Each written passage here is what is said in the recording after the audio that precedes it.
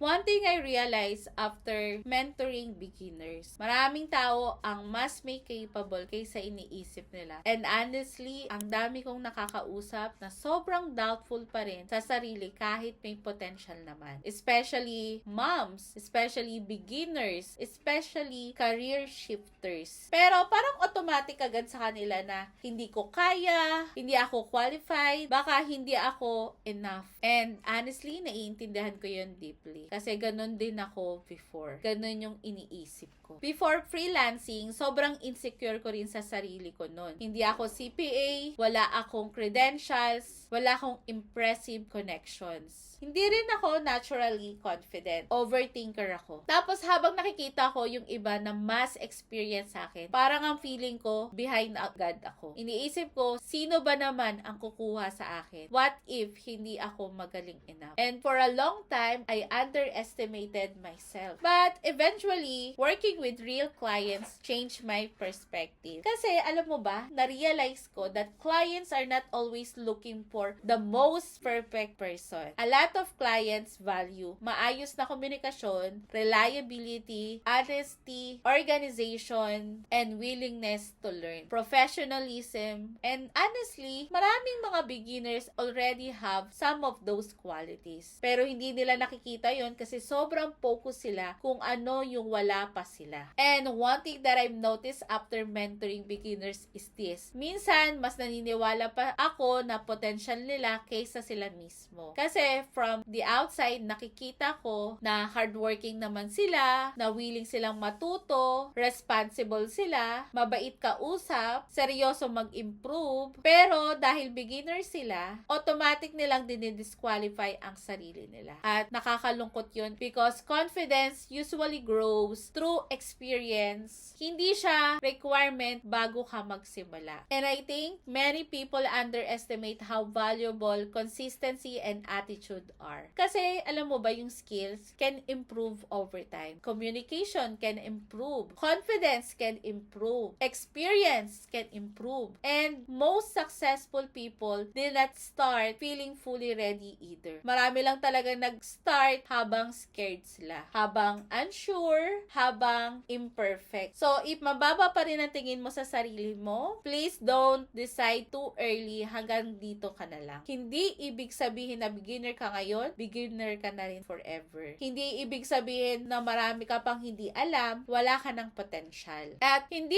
ibig sabihin na scared ka ngayon, incapable ka na. Sometimes, growth starts with learning to stop to underestimating yourself. Little by little. So, you might already be closer than you think. Hindi mo lang siya nakikita ngayon. And maybe the version of you that you're doubting today is already capable of building a different future slowly. One step at a time.